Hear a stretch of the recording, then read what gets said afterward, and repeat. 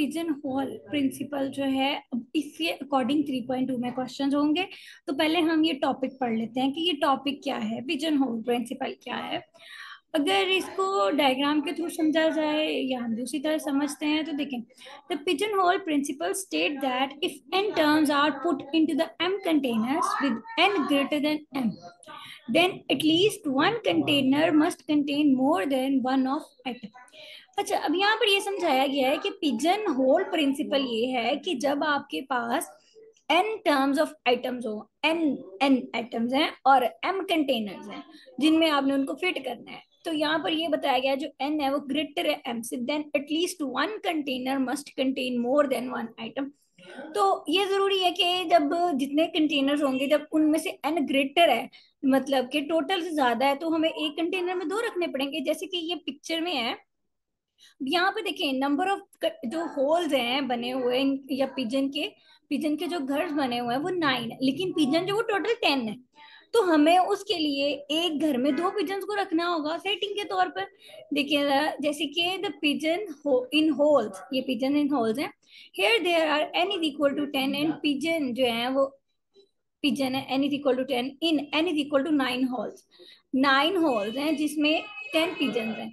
Since 10 is greater than 9, तो 10 जो वो ग्रेटर देन 9 होगा। The pigeon hole principle says that at least one hole has more than one. तो अब principal ये कह रहा है, ये तो वैसे भी लॉजिक है कि प्रिंसिपल ये कह रहा है कि जब इस तरह से होगा, एन जो होगा वो आपका ग्रेटर होगा एम से, तो एक घर में जो होंगे वो एक से ज्यादा लोग हो जाएंगे, यहाँ पर एक से ज्यादा पिजन हो जाएंगे। The top left hole has two pigeon, तो ये जो टॉप लेफ्ट होल है इसमें दो पिजन। अब ये तो थी इसकी मैथमेटिकली, ये किस तरह, ये तो थी हमारी इसकी अंडरस्टैंडिंग। अब देखते हैं इसको मैथमेटिकली किस तरह से करना है। फॉर एग्जाम्पल, अब इसकी जो है फर्दर एग्जाम्पल और दी है। For example, if one has 3 gloves, अगर एक के पास 3 ग्लव्स हैं, तो तीन होने से मुराद ये है कि देखिए ग्लव्स तो टोटल लेफ्ट और राइट ही होते हैं ना, दो हैंड के। तो then there must be at least two handed, two right handed gloves और at least two left handed glove, कि कम से कम दो लेफ्ट हो सकते हैं या दो राइट हो सकते हैं। इस तरह से लॉजिक हो सकती है, क्योंकि तीन है तो तीसरा हैंड तो है नहीं है, तो लेफ्ट और राइट, तो या तो दो लेफ्ट है या दो राइट है।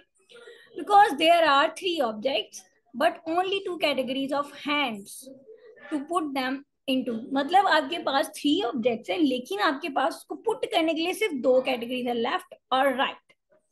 This seems obvious statement, a type of counting argument, can be used to demonstrate the possibly unexpected result. Next ऐसे for example given है, the population of London is greater than maximum number of hairs that can be present on the hairs on the human head. Then the pigeonhole principle require that there must be at least 2 people in London who have the same number of hairs on their head.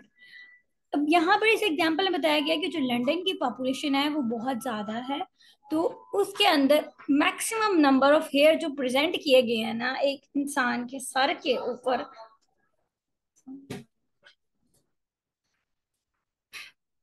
जी जी, जो हमारे पास London की population है उसमें ये बताया जा रहा है कि जो मैक्सिमम नंबर ऑफ हेयर्स है ना, जैसे कि लोगों के सरों पर कितने मैक्सिमम हेयर्स है, उस लिहाज से ये डिस्कशन हो रही है कि यहाँ की जो पॉपुलेशन है वो बहुत ज्यादा है।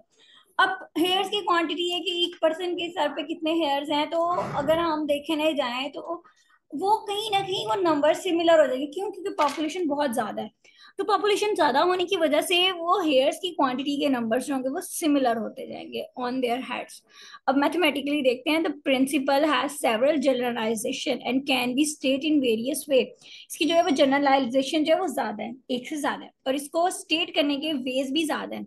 इन अ मोर क्वांटिफाइड वेरिएशन, अगर हम अच्छे से करते हैं इसकी क्वालिटी, फॉर नेचुरल नंबर के एंड एम, यहाँ पर के और एम दो है वो दोनों नेचुरल नंबर है। इफ, अब के और एम क्या है, ठीक है। अब उसके बाद देखें एन और एम, पहले तो एन और एम की लॉजिक क्या है। एन है आपके पास जो नंबर ऑफ ऑब्जेक्ट्स हैं या आइटम्स हैं, एम कंटेनर्स हैं जिसमें आपने उनको पुट करना है। तो m जो है वो लेस होगा n से। अब वो लेस होगा तो वो उसको हम इस तरह से लिखेंगे डिवीजन रूल वाले मेथड से, जो हमने नंबर 3 में पढ़ा है, इफ n इज इक्वल है के m plus one, objects are distributed among m sets, तो जो ऑब्जेक्ट्स होंगे हम उनको m सेट्स में डिस्ट्रीब्यूट कर देंगे। Then the pigeon hole principle at least exerted that at least one of the set will contain at least k plus one object। जो pigeon hole principal होगा, देखिए जब n जो है आपके पास, ऑब्वियस बात है n ग्रेटर है m से, तो जाहिर सी बात है किसी एक होल में एक से ज्यादा होंगे। अब उन्होंने कहा है कि n और यहाँ पर n और k का रिलेशन बना दिया गया है। तो अब उसके बाद ये कह दिया गया कि एटलीस्ट जो ऑब्जेक्ट होंगे वो k प्लस वन है। के प्लस वन की लॉजिक भी समझ आ गई है कि जब n जो है वो ग्रेटर है m से, तो एक होल में दो होंगे, तो हमें वो k प्लस वन वाली लॉजिक देनी पड़नी। अब k जो है आपके पास वो किस तरह से आएगा, देखिए, for the object n and m this generalized, यहाँ पर क्लास, यहाँ पे k लिखा हुआ था, k मिस हो गया है, k plus one is equal है n minus one over m plus one is equal है n ओवर m। जी, तो ये जो है आपके पास ये फॉर्मूला इस तरह से बन जाएगा, यहाँ पर आपकी टर्म जो है वो k प्लस वन होगी। क्वेश्चन स्टार्ट करेंगे, एक दफा दोबारा से करेंगे इंशाल्लाह, कल इसकी एक्सरसाइज स्टार्ट करेंगे, ठीक है। अल्लाह हाफिज।